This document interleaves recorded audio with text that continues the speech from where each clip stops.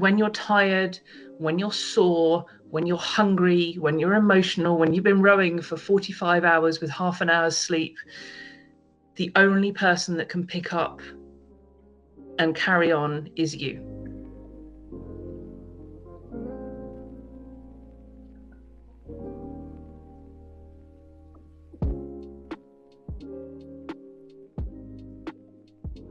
In all honesty, it found me.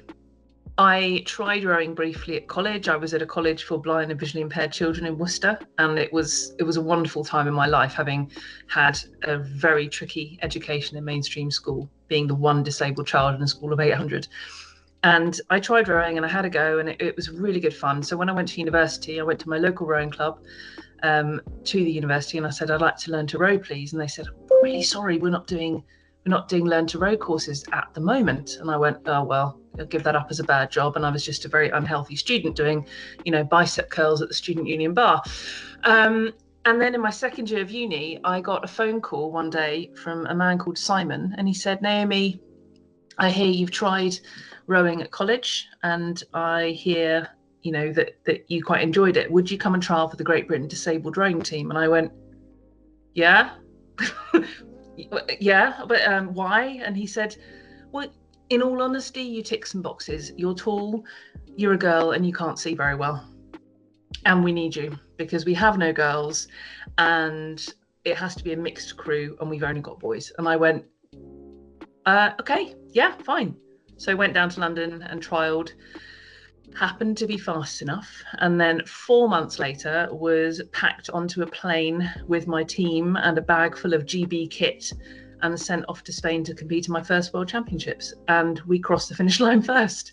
So world champion in a sport I've been doing for 4 months. It was quite a crazy learning curve, but it was the opportunity more than anything that for the first time in my life somebody had said to me, you can because you're registered blind, not you can't, not we're going to try and make it work, not despite the fact. It was you can, because of your disability, represent your country. And I was like, well, yeah, cool, I'm there, like, brilliant.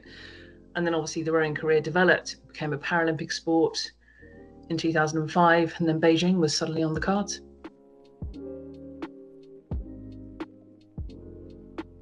There are many things that test your resilience as a rower or as a sports person. For rowing, it's often repeatedly getting up at silly o'clock and rowing with hands covered in blisters. But there are certain situations that will test your emotional resilience and your mental resilience more than others. Now, in 2010, we'd become a Paralympic sport. We debuted at the Beijing Paralympic Games. And because of that, people want to be in the sport now. You've got Paralympic status, you're on that biggest stage. And more people turn up at trials who have disabilities, who have maybe rowed for a while, and they want to see if they can make the crew. Somebody showed up at 2010 trials who was just the most phenomenal athlete. She had the same disability as me, so visually impaired, registered blind, and she had a massive score on the rowing machine, and she was lifting heavy weights, and she had massively strong thighs, and she was just fit and brilliant. And I thought, oh God, it's only 2 years to London. Like, how am I gonna do this? And I ended up putting a lot of my time and energy into trying to be another version of her. I almost went back to this little girl at school that wanted to be liked and wanted to fit in and wanted to be as good as other people. And I ended up wasting so much energy on something I had no control over. So needless to say, didn't make it into the 2010 World Championships because she beat me by half a second to a seat in that crew. But I went away, trained on my own with some support from Marlow Rowing Club, that was then my local club, and really had to focus in on, okay, what am I good at?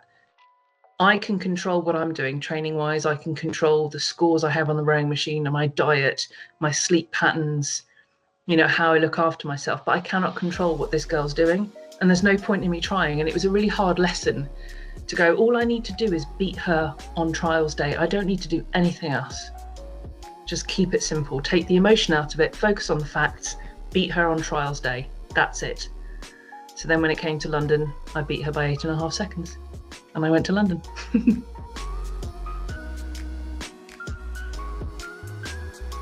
The Guinness World Record was quite a crazy one. It was, I think, quite a lot bigger than I expected it to be. At 2012, I was a group of 5, and obviously the coach, then 6. Obviously, she couldn't row the race with us, but she was on the bank watching and probably biting her nails.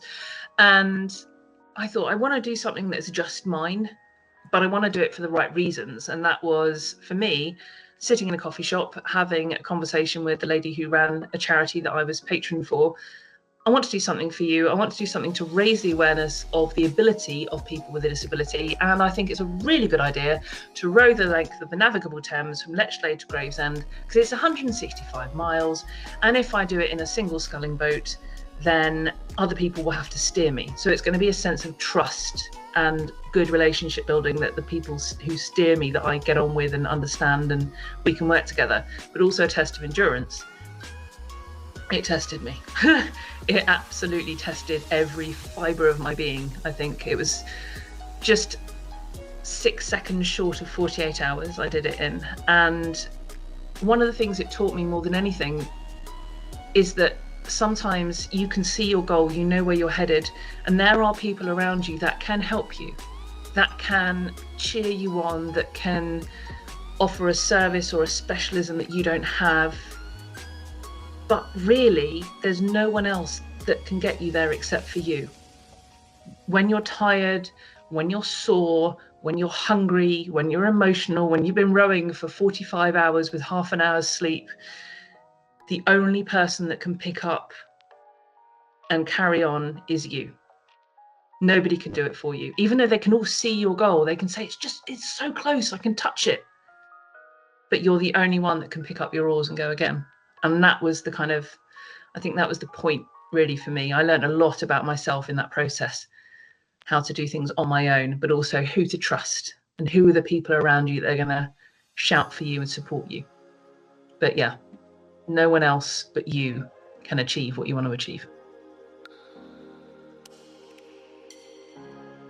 When I was at school, I was the one child really with a disability. I was in mainstream school from primary right the way through to the age of 16, and it was tough. And I was the blind girl. I was the girl sat at the front of the class. I was the girl who had the learning assistant, and they had everything in large print.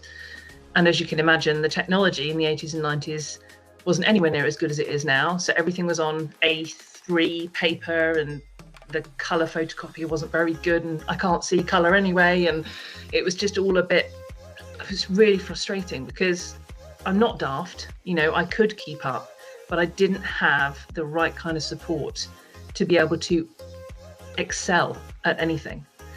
But I was really good at art, and that confused everybody. But you're meant to be blind, how come you're better at art than we are? Because I've learned to play to my strengths. I can't see colour, so I didn't use it. I can't see much detail, so I didn't use it. I just learnt to play to my strengths. And my safe place, my happy place, was in the spare room at home, listening to a talking book and filling up hundreds of sketch pads of just drawings. I just love drawing and painting and creating. So for me, I always felt like the odd one out. When I was in my first school photograph, I decided to take my glasses off because I thought I looked different to everybody else. I'm going to take my glasses off because this is a 5-year-old's logic, right? Jam jar bottom thickness, tinted, make my eyes look like they're out of a goldfish bowl. I took them off, and for my first school photograph, when I got it back, I cried because my right eye was looking that way and at my nose instead of at the camera. And I thought, no matter what I do, I'm never going to look normal. People say, what do you want to be when you leave school? And yeah, I wanted to be an artist, but I think in there somewhere, there was this little girl who said, I don't want to be the blind girl anymore. I want to be me. I want the Naomi to come first.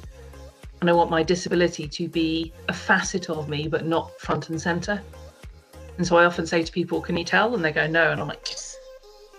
I can't tell that you can't see very well, which is great until I need some help, and then I have to kind of explain, but it's absolutely fine. And I think for me, that proving people wrong, proving that they're going to give you a label, but that label doesn't mean you just fit in the same box as everybody else.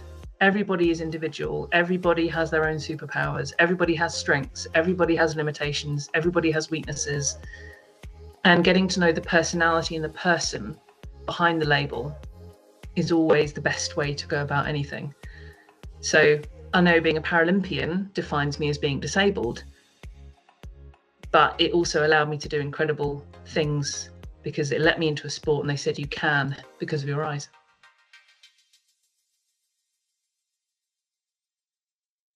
I am a firm believer that resilience is another muscle that you need to train. It's something that you can't just switch it on when you need it and hope that it's going to work for you. Like becoming an athlete, you had to train in a specific way to be able to be good at your sport. In any job, you have to train in a specific way to enable you to be good at your job. Resilience is exactly the same. It's your ability to stretch and train that muscle to be stronger and more adaptable. So I've created a framework called Stretch Resilience, and it focuses on 7 things that I feel through my own experience have helped me to become as resilient as I am. Doesn't mean I get it right every time. I still have meltdowns. I still have overwhelm. I still have days where I think, I don't know how I'm going to do this, but we're all human. So Stretch is self-awareness is the S, simply because we've got to have that self-awareness and understanding of ourselves to even know where to start with this. The T is trust. Do you trust yourself and your ability? Do you trust your gut? And who's in that circle of trust? Who is going to shout for you and back you up when you're not even in the room? The R is reframing. Now that's closely connected to the E, which is emotional intelligence. When you're looking at things, you're looking at it from your own emotional perspective, your own learnt perspective. So tapping into those emotions and understanding how to look at things differently is really, really important to see past any obstacles or barriers that are in your way. The second T is tenacity, because you've got to have a bit of that to want to achieve your goal, whether you want to call it stubbornness, bloody-mindedness, grit, persistence, perseverance, it doesn't matter. But tenacity, I think, is a nice word for it. C, control the controllables. We all spend an awful lot of time wasting energy on things that we cannot control. Sometimes there are things we can influence, sometimes there are things we can control, and they're right in the center. But there's a lot on the outside of it that we can't control. The last letter, H, is habit forming. What are those habits that you can immediately action when you're feeling the anxiety grow, when you're feeling the overwhelm happen, when you're feeling the things you can't control are taking over? What are those habits, behavioral or emotional habits, even if it's just writing stuff down on paper? What are the habits that you can create for yourself to know and to help you understand that you can get through? So Stretch is the framework I'm using. It can apply to anybody. You can start anywhere in the word stretch. But those are the tools that I'm starting to talk about more and more, because I find resilience is such a key topic at the moment. Whether I'm talking to 16-year-olds, 14-year-olds in schools, or whether I'm talking to people in the Women's Institute, everybody needs to be resilient. This world is so unpredictable and challenging at times. So everybody needs to train that resilience muscle.